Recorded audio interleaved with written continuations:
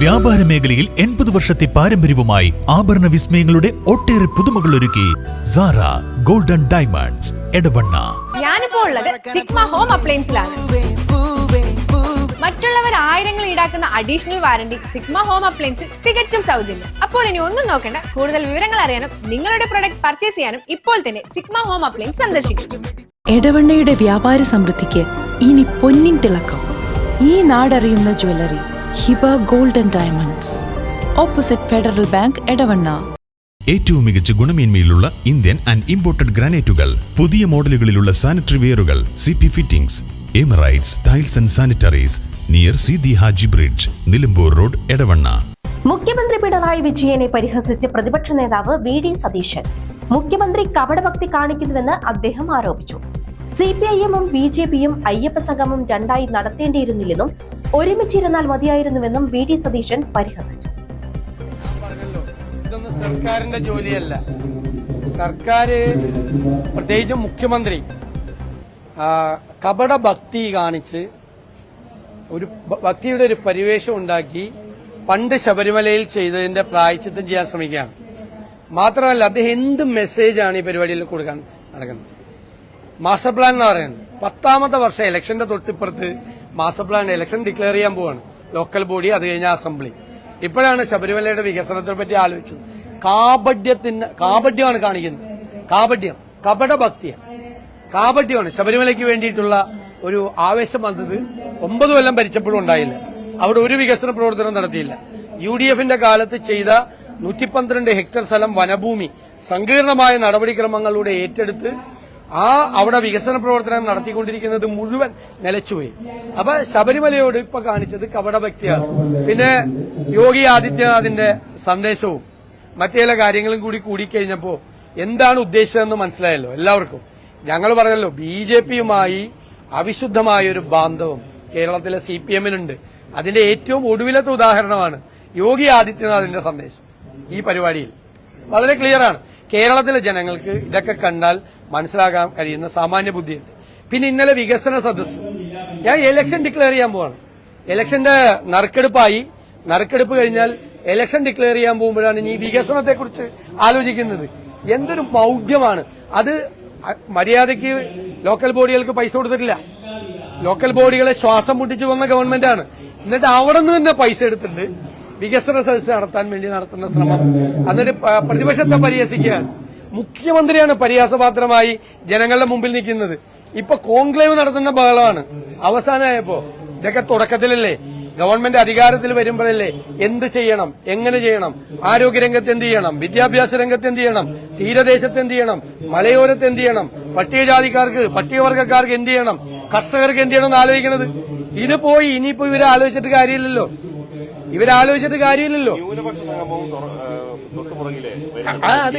അതൊക്കെ ഈ ആളുകളെ കബളിപ്പിക്കുകയാണ്. ഇക്കണക്കിന് ഇത് എന്തൊരു കമ്മ്യൂണിസ്റ്റ് പാർട്ടിയാണ്! യഥാർത്ഥ കമ്മ്യൂണിസ്റ്റുകാരെ തലയിൽ കൈവയ്ക്കുകയാണ് ഈ കമ്മ്യൂണിസ്റ്റ് പാർട്ടിയെ കണ്ടിട്ട്. കാരണം ആദ്യം അയ്യപ്പ സംഗമം പറഞ്ഞു, അപ്പൊ പേടിയായി, അപ്പൊ ന്യൂനപക്ഷ സംഗമം. ഇനി ഓരോ മതത്തിന്റെയും സംഗമം നടത്തട്ടെ. ഹിന്ദു മഹാസംഗമം, ഇസ്ലാം സംഗമം, ക്രൈസ്തവ സംഗമം. ഞാൻ പറഞ്ഞില്ല, ഇവര് തീവ്ര വലതുപക്ഷ പാർട്ടിയാണ്. ഇവരൊരു കമ്മ്യൂണിസ്റ്റ് പാർട്ടി പോലെയല്ല. യഥാർത്ഥ കമ്മ്യൂണിസ്റ്റുകാരോട് ഈ പ്രാവശ്യം UDF വോട്ട് ചെയ്യും. കാരണം ഇവർ ഒരിക്കലും തിരിച്ചു വരരുതെന്ന് കേരളത്തിൽ ഏറ്റവും കൂടുതൽ ആഗ്രഹിക്കുന്നത് നല്ല കമ്മ്യൂണിസ്റ്റുകാരാണ്. നല്ല കമ്മ്യൂണിസ്റ്റുകാർ തലയിൽ കൈവച്ചുകൊണ്ടിരിക്കുക. ഇവരെ ഇത് കണ്ടു.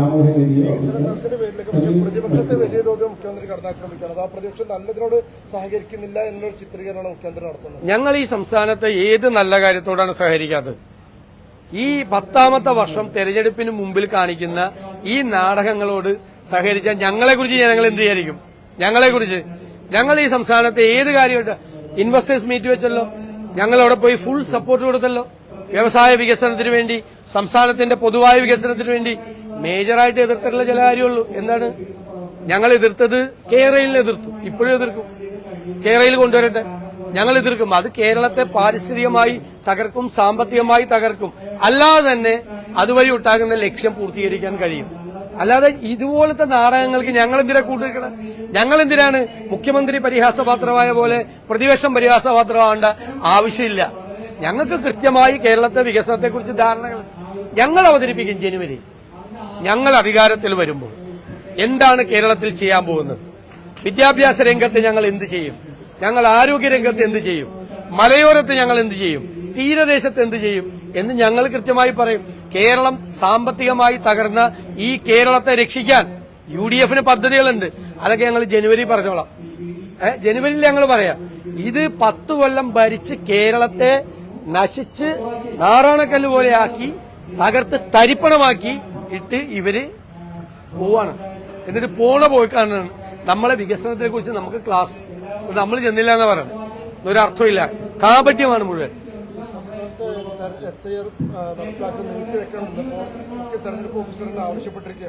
അല്ല, അത് എല്ലാ കക്ഷികളും കോൺഗ്രസ് അടക്കം UDF ഘടകകക്ഷികളടക്കം എല്ലാവരും ആവശ്യപ്പെട്ടാണ്. കാരണം ലോക്കൽ ബോഡി തെരഞ്ഞെടുപ്പ് എന്ന് വെച്ചാൽ ഒരു പൊതു തെരഞ്ഞെടുപ്പ് പോലെയാണ്. ആ പൊതു തെരഞ്ഞെടുപ്പിന്റെ ഉള്ളിൽ ഈ 2002 മുതൽ നീക്കം ചെയ്യുന്ന 52.5 ലക്ഷം പേരെ വോട്ടർ പട്ടികയിൽ ചേർക്കാൻ പറ്റുമോ? ഞങ്ങൾ മീറ്റിംഗിൽ ആവശ്യപ്പെട്ടാണ്. അത് ചെയ്തില്ലെങ്കിൽ അതിന് തട്ടിപ്പായി മാറും. കാരണം സ്വതന്ത്രവും നീതിയുക്തവുമായ ഒരു തെരഞ്ഞെടുപ്പാണ്, അല്ലെ ജനാധിപത്യത്തിന്റെ ഏറ്റവും വലിയ പ്രത്യേകത. 52.5 ലക്ഷം പേര് ഇവർക്ക് കഴിഞ്ഞോലും ചെയ്യാൻ പാടില്ല. ഇലക്ഷൻ കമ്മീഷന് കഴിഞ്ഞോലും ചെയ്യാൻ പാടില്ലേ? ഈ ലോക്കൽ ബോഡി ഇലക്ഷനും അസംബ്ലി ഇലക്ഷന്റെയും വക്കത്ത് കൊണ്ടുപോയിട്ട് പറയുവാണ് 52.5 ലക്ഷം പേർക്ക് വോട്ടില്ല എന്ന് പറഞ്ഞാൽ ഒരു നിയോജക മണ്ഡലത്തിൽ എത്ര വോട്ടായി? 60,000 വോട്ടോളം ഒരു നിയോജക മണ്ഡലത്തിൽ ചേർക്കേണ്ടതായിട്ട് വരും. 60,000 വോട്ട് പുറത്തു പോകും. ഈ 60,000 വോട്ട് ഈ ലോക്കൽ ബോഡി ഇലക്ഷന്റെ ഈ അസംബ്ലി ഇലക്ഷന്റെ ഇടയിൽ ചേർക്കാൻ പറ്റുമോ? അപ്പൊ തട്ടിപ്പാണത്. ബീഹാറിൽ നടത്തിയിരുന്നത് പോലെയുള്ള പരിപാടിയാണ്. അതിനെയാണ് ഞങ്ങൾ ശക്തിയായി എതിർക്കുന്നത്. ഉറപ്പായി എതിർക്കും.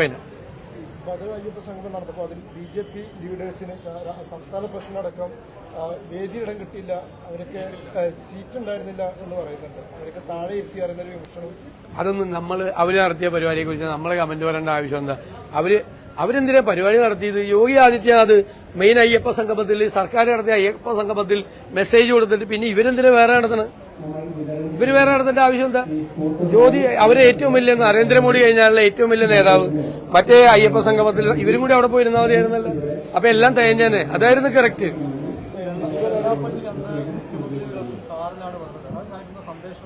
അത് ക്ലിയർ ആണല്ലോ, എല്ലാവർക്കും മനസ്സിലായല്ലോ. സന്ദേശം വളരെ വ്യക്തമാണല്ലോ. അതായത് കേരളത്തിൽ ജാതി മതസ്പർദ്ധ ഉണ്ടാക്കാൻ നിരന്തരമായി ശ്രമിക്കുന്ന ഒരാളെ, മറ്റു സമുദായങ്ങളെ ആക്ഷേപിച്ച് സംസാരിക്കുന്ന ഒരാളെ, വിജിലൻസ് കേസിൽ കൂടി പ്രതിയായ ഒരാളെ മുഖ്യമന്ത്രി ആ കാറിൽ കയറ്റി കൊണ്ടുപോകുമ്പോൾ സന്ദേശം ക്ലിയർ അല്ലേ? സന്ദേശം ക്ലിയർ ആണല്ലോ. എന്താണ് ഉദ്ദേശിക്കുന്നതെന്ന് സന്ദേശം ക്ലിയറാണ്. ഞാനൊന്നും പറയുന്നില്ല.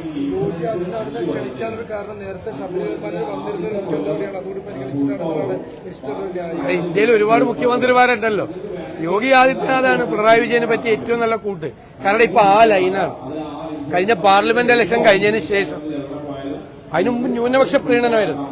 അത് കഴിഞ്ഞ് അത് കിട്ടൂല എന്ന് മനസ്സിലായപ്പോഴാണ് ഇപ്പൊ ഭൂരിപക്ഷ പ്രീണനമായിട്ടാണ് ഇറങ്ങിയിരിക്കുന്നത്. ഞാനിത് നേരത്തെ പറഞ്ഞതാണ്. അതിന് ഏറ്റവും നല്ല കൂട്ടി യോഗി ആദിത്യനാഥ്, സംശയമില്ല. വ്യാപാര മേഖലയിൽ 80 വർഷത്തെ പാരമ്പര്യവുമായി ആഭരണ വിസ്മയങ്ങളുടെ ഒട്ടേറെ പുതുമകൾ ഒരുക്കി സാറ ഗോൾഡൻ ഡയമണ്ട്സ്, എടവണ്ണ. ഞാനിപ്പോ ഉള്ളത് സിഗ്മ ഹോം അപ്ലയൻസിലാണ്.